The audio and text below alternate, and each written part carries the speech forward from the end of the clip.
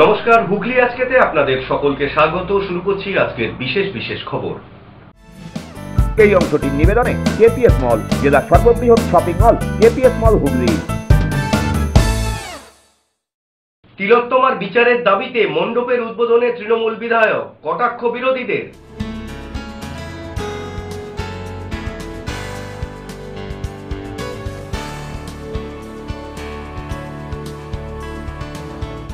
শহর চুচুড়া মেতে উঠল আলোর খেলায়, চলছে কার্তিকের লড়াই।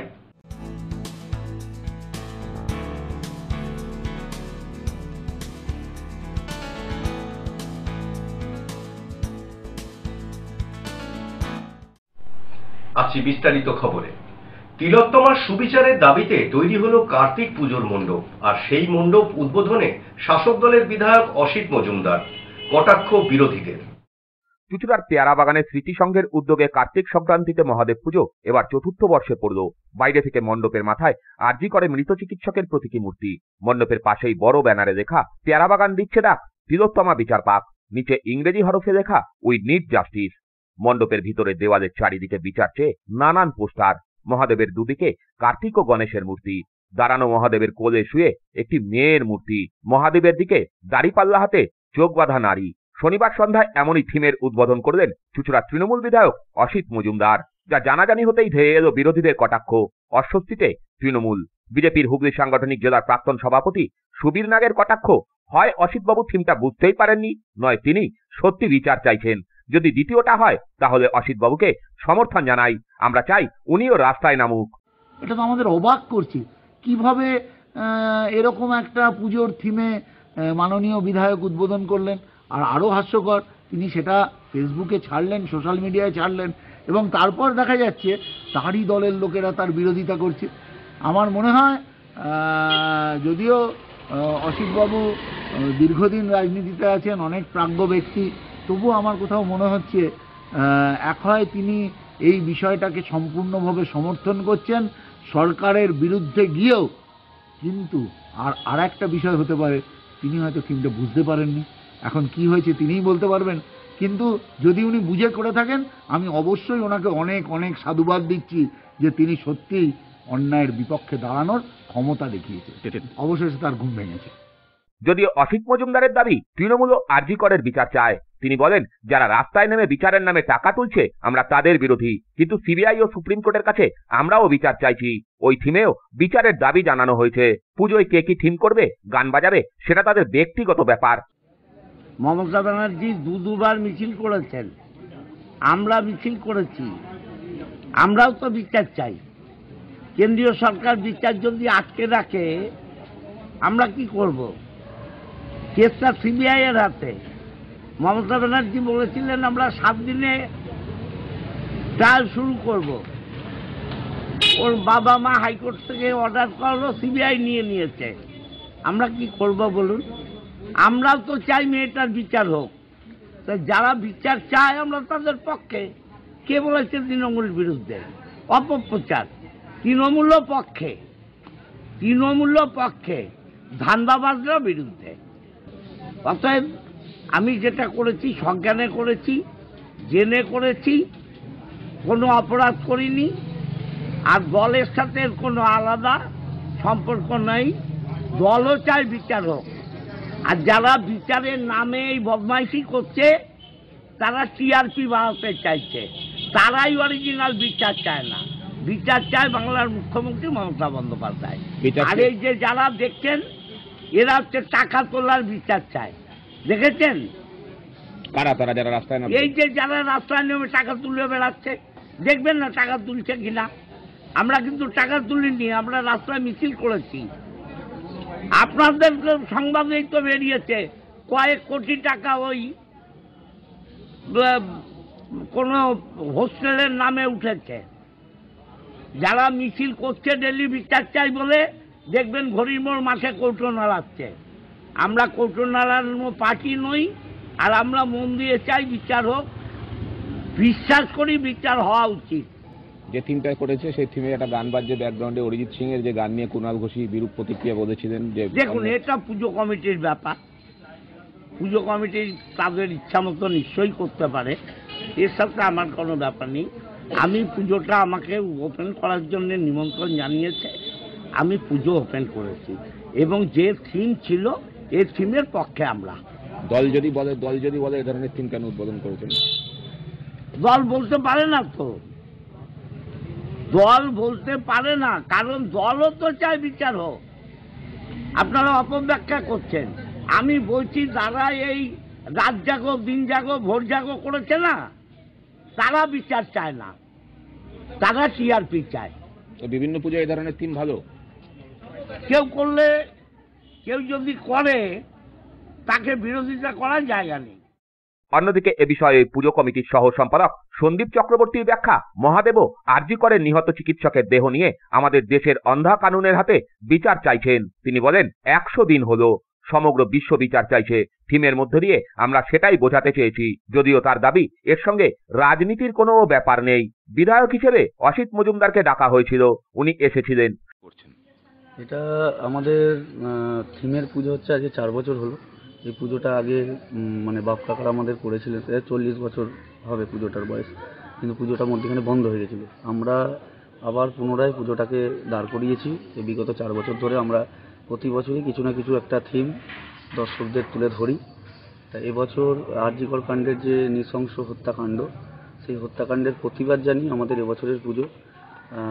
আমরা উৎসবেও আছি, আমরা প্রতিবাদেও আছি এবং আমরা চাইব যে এই যে প্রতিবাদটা চলছে সেই প্রতিবাদের যেন সুবিচার যত তাড়াতাড়ি পাওয়া যায়। সেই কারণে আমাদের এই মহাদেবের এরকম রূপ এবছর আমরা করেছি, নয়তো আমাদের মহাদেব কার্তিকগণের সিঙ্গেলই আসে।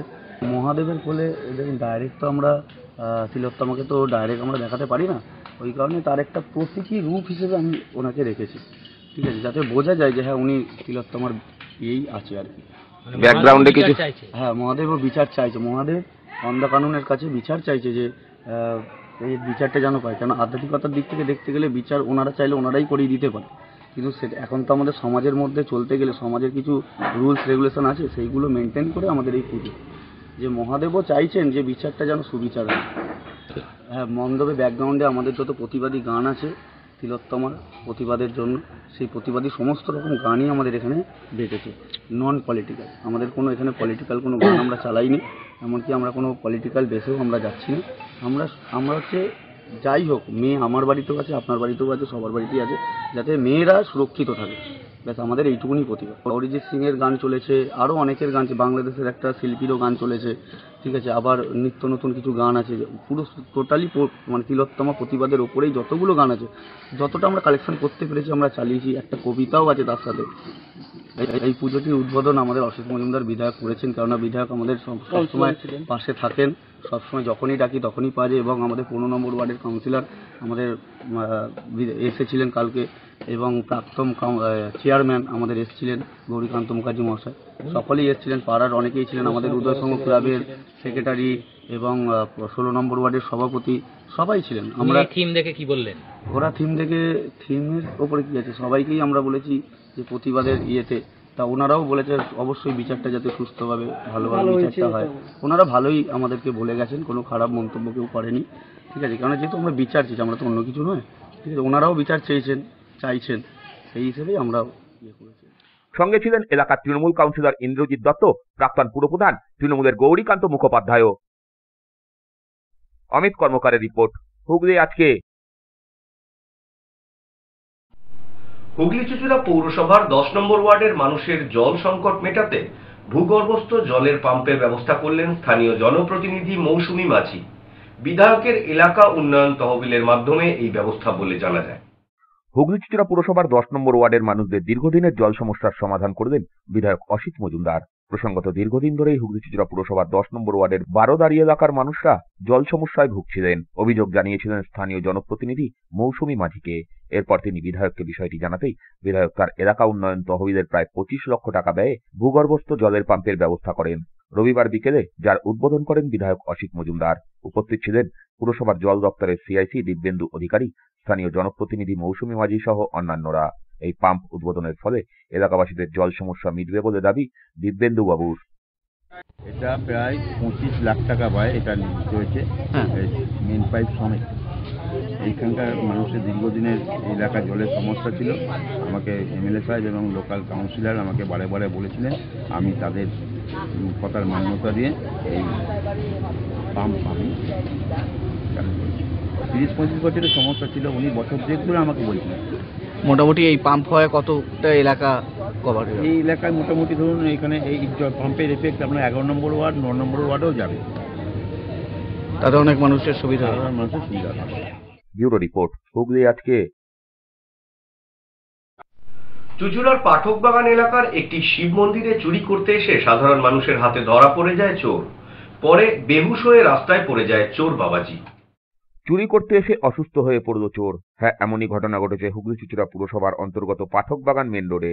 স্থানীয় সূত্রে খবর, ওই এলাকার একটি মন্দিরে দুজন অজ্ঞাত পরিচয় ব্যক্তি ঢুকে পড়েছিলেন। মন্দির থেকে বেরিয়ে যাওয়ার সময় এলাকার মানুষ তাদেরকে ঘেরাও করে। তাদের হাতের বস্তা খুলতেই দেখা যায় তার মধ্যে মন্দিরে থাকা বিভিন্ন জিনিসপত্র। বুঝতে পেরেই দুজনের মধ্যে একজন ঘটনাস্থল ছেড়ে চম্পট দেয়, যদিও আরেকজন সাধারণ মানুষের হাতেই ধরা পড়ে। খবর দেওয়া হয় চুঁচুড়া থানায়, যদিও ততক্ষণে অসুস্থ হয়ে পড়েছে ওই চোর। অনেকেই বলতে থাকেন চোরের হয়তো মৃগী রোগ রয়েছে। চুঁচুড়া থানার পুলিশ এসে চোর বাবাজিকে নিয়ে যায়। এইখানটি ওই কাগজ করে, হ্যাঁ, এরা আমরা কাউকেই চিনি না। তো ঘটনা হয়েছে কাগজ করে, তো আমি এখানে বসে আছি, তো আমার পার্টির এক প্রতিবেশী বললো যে ওখানে দেখো না কে ঢুকেছে। তো ওকে জিজ্ঞেস করা হচ্ছে, ভাই তুমি কি নিয়েছো, তুমি একটা গৃহস্থ বাড়িতে ঢুকলে কেন, ঢোকাটা তোমার উচিত হয়নি। তো যাই হোক, আমরা চিন্তা চিন্তা বার করবে না, চিন্তা অবস্থা বার করে ক্লাবের একটা ওভেন আর একটা পাকা নিয়ে। এবার আমরা পুলিশকে হ্যান্ড ওভার করেছি, পুলিশ তার মতন কাজ করবে। কিন্তু ওনার যা পরিস্থিতি দেখলাম, মির্গি রোগে আক্রান্ত, 3-4 বার মির্গি হয়েছে। তো আমরা কেউ মারধর করিনি, কারণ মেনের তো প্রশাসন আছে, প্রশাসন দেখবে। কজন ছিল মূলত? এরা 2 জন ছিল। একজন কি আর একজন কোথায় গেল? একজন চলে গেল হাঁটতে হাঁটতে, আমরাই ছেড়ে দিয়েছিলাম প্রথমে, যে মির্গি হয়েছে আমরা আটকে গেল। আমরা কি করবো? চুরি করতে ছিল ক্লাবের, মানে ঠাকুরের ঠাকুরের, হ্যাঁ, আমাদের নিরামিষ ঠাকুরের সমস্ত বাসন টাসন আছে। আচ্ছা, সেই বাসনের মধ্যে ওভেনটা আর পাকাটা নিয়েছে, বড় বড় যেহেতু বাসন, ও নিতে সাহস পাইনি। অনেকের মনেই প্রশ্ন, চোর কি সত্যিই অসুস্থ হয়েছিল, নাকি পুলিশ ও জনগণের হাত থেকে বাঁচতে নাটক করেছিল? ব্যুরো রিপোর্ট, হুগলি আজকে।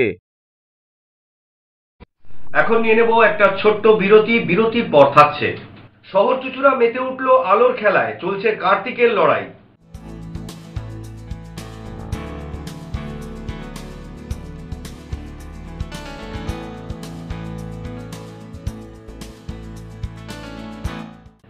বিরতির পর ফিরে আসছি আর অন্যান্য অনেক খবর নিয়ে। হুগলি আজকের সঙ্গে থাকুন। Enjoy a weekend at Vedam, the paradise of peace. A home away from home.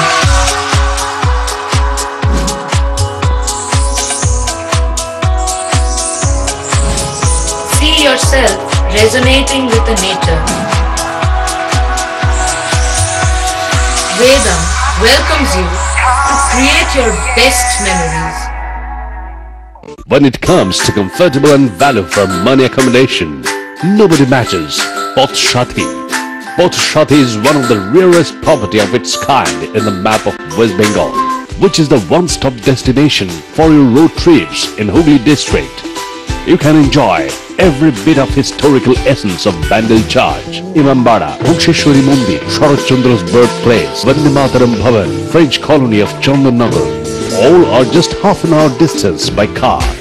Comfortable stay at comfortable price with nice food.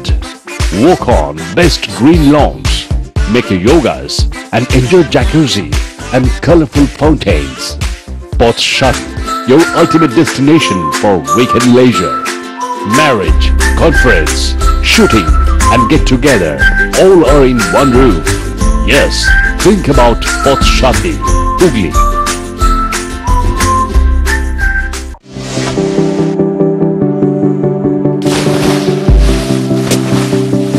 Fasten your seatbelts as you take a tour around your marine wonderland.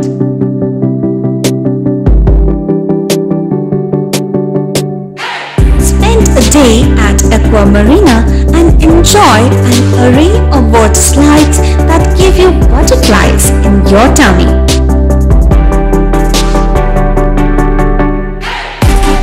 Aqua Marina is a holistic weekend destination for friends, family and couples and offers magic to soothe your body, mind and soul.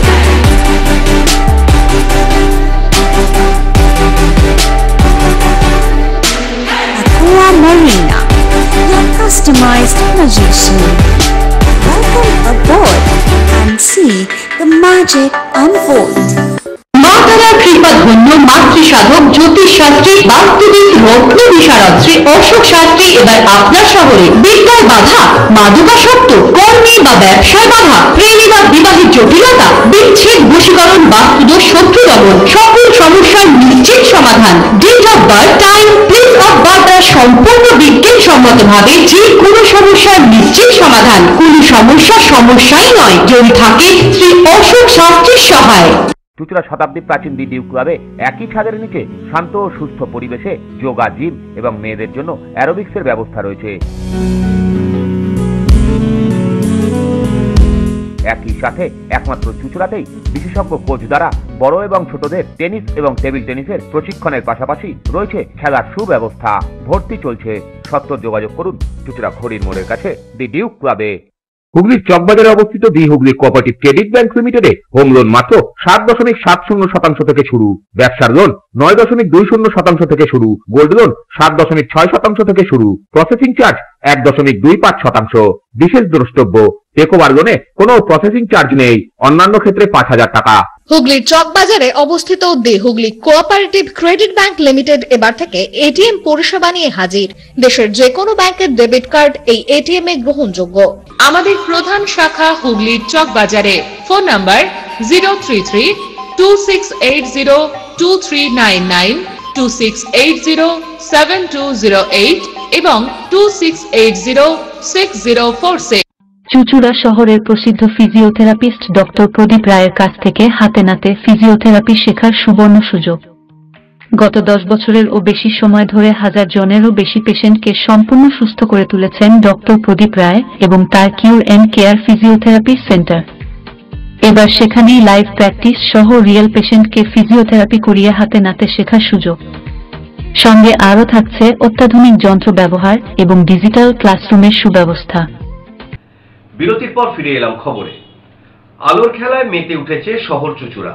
Kartik প্রতিমা নিরঞ্জন শোভাযাত্রায় চুঁচুড়ার সুনাম দীর্ঘদিনের। সেই ধারা অক্ষুণ্ণ রেখে চুঁচুড়ায় চলছে কার্তিকের লড়াই। চুঁচুড়া শহরে কার্তিক পুজোর নাম রয়েছে, তবে কার্তিক পুজোর থেকেও রমরমা কার্তিক পুজোর নিরঞ্জন শোভাযাত্রা। এই কার্তিক পুজো মূলত চুঁচুড়ার কামারপাড়া, রায়ের বেরগলি, ফুলপুকুর প্রভৃতি এলাকাকে কেন্দ্র করেই হয়। চুঁচুড়া শহর একদা ডাচেদের শহর ছিল, আর গঙ্গা তীরবর্তী কামারপাড়া অঞ্চলেই বসবাস ছিল মূলত ডাচেদের। বর্তমান পুজো কমিটির অনেকেরই দাবি, পুত্রলাভের আশায় ডাচেরাই প্রথম কার্তিক পুজো শুরু করেন, আর তারপর থেকেই সেই রীতি চলে আসছে আজও। মূলত স্বাধীনতা পূর্ববর্তী সময়তেও আমাদের এই সমস্ত অঞ্চলগুলো ডাচেদের অধ্যুষিত ছিল। তো ডাচ আমলে আমাদের এখানে এতদ অঞ্চলে যারা বণিক ফ্যামিলিগুলো ছিল, তাদের ব্যবসা বাণিজ্যটাকে পরিচালনার সুবাদে তাদের ফ্যামিলিতে মানে পুত্রাকাঙ্ক্ষা ছিল অতিমাত্রা। তো সেই অর্থে পুত্রাকাঙ্ক্ষার জন্য তারা খুব জাঁকজমকভাবে এতদ অঞ্চলে কার্তিক পুজোটাকে খুব বেশিভাবে তারা শুরু করেছিল। পরবর্তী সময় সেই বণিক পরিবারগুলো যত স্ত্রী হারায়, এই পুজোগুলো তত বেশি লোকালে চলে আসে এবং বারোয়ারি পুজোগুলো রূপ নেয়।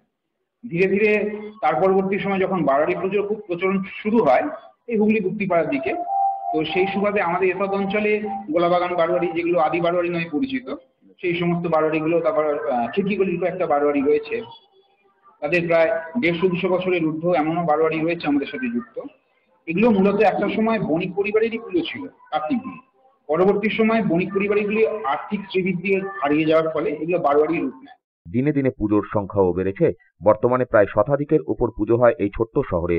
গত বছর থেকে চুঁচুড়া শহরে তৈরি হয়েছে হুগলি চুঁচুড়া কার্তিক পুজো কেন্দ্রীয় কমিটি। ইতিমধ্যেই 40টি পুজো কমিটি এই কেন্দ্রীয় কমিটির সঙ্গে যুক্ত হয়েছে।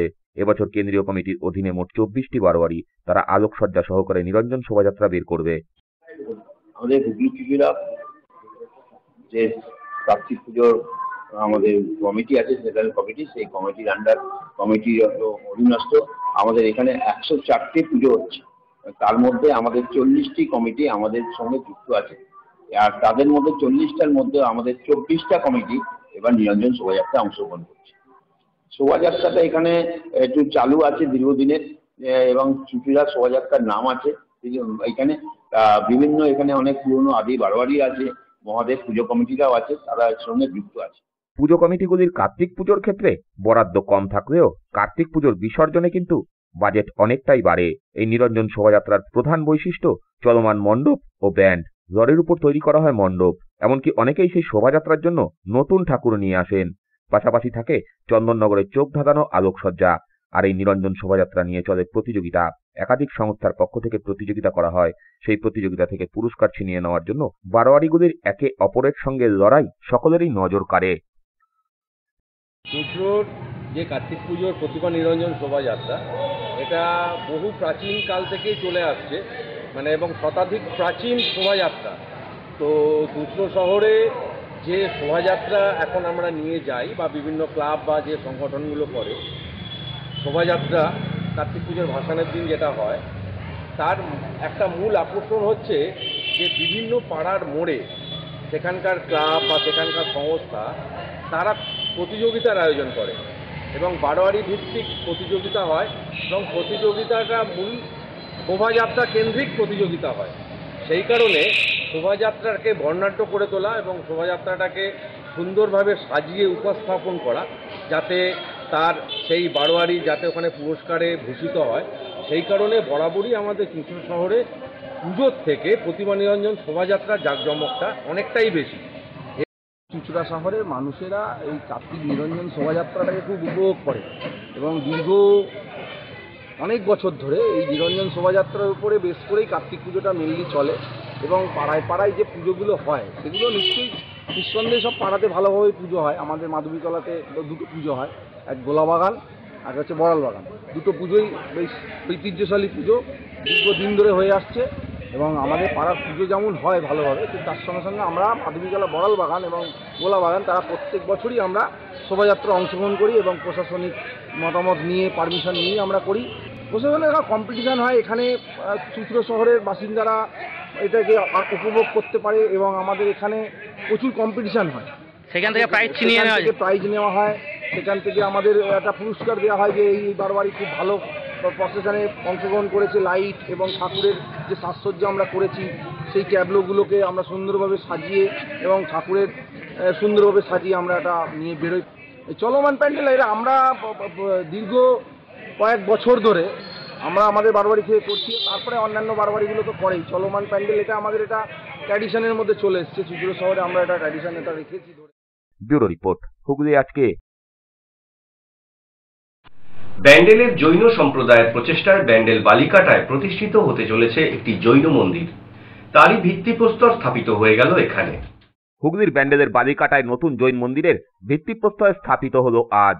এখানে আগে থেকেই একটি জৈন মন্দির রয়েছে, তার পাশের ফাঁকা জায়গাতেই নতুন মন্দিরের আনুষ্ঠানিক উদ্বোধন হতে চলেছে, যার ভিত্তিপ্রস্তর স্থাপন হলো আজ। এদিন থেকেই শুরু হবে নির্মাণ। আজ ধর্মীয়ভাবে ভিত্তিপ্রস্তর স্থাপন করলেন জৈন সম্প্রদায়ের দুই দিগম্বর সাধু, উপাধ্যায় শ্রী 108 বিভাঞ্জন সাগরজি এবং মুনি শ্রী 108তম বিশ্বগে সাগরজি। এই উপলক্ষে এদিন দিনভর এখানে পুজো পাঠ অনুষ্ঠিত হয়, চলে হোমযজ্ঞ।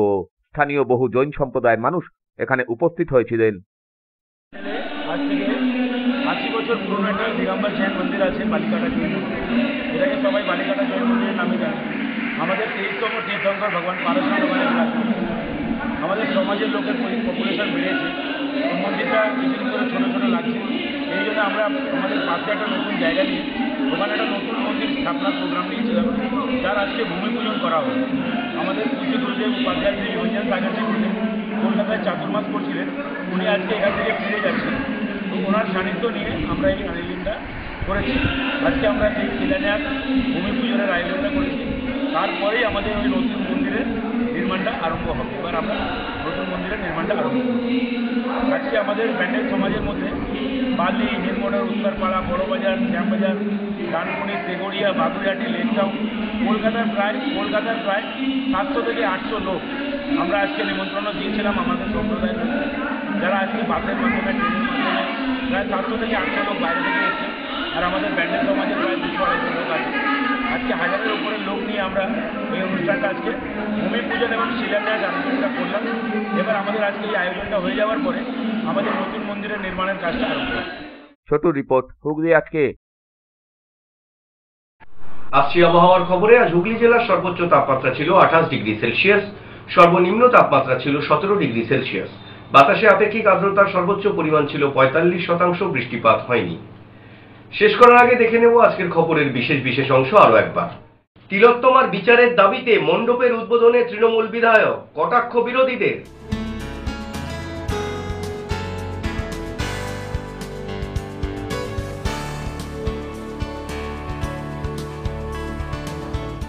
শহর চুচুড়া মেতে উঠল আলোর খেলায়, চলছে কার্তিকের লড়াই।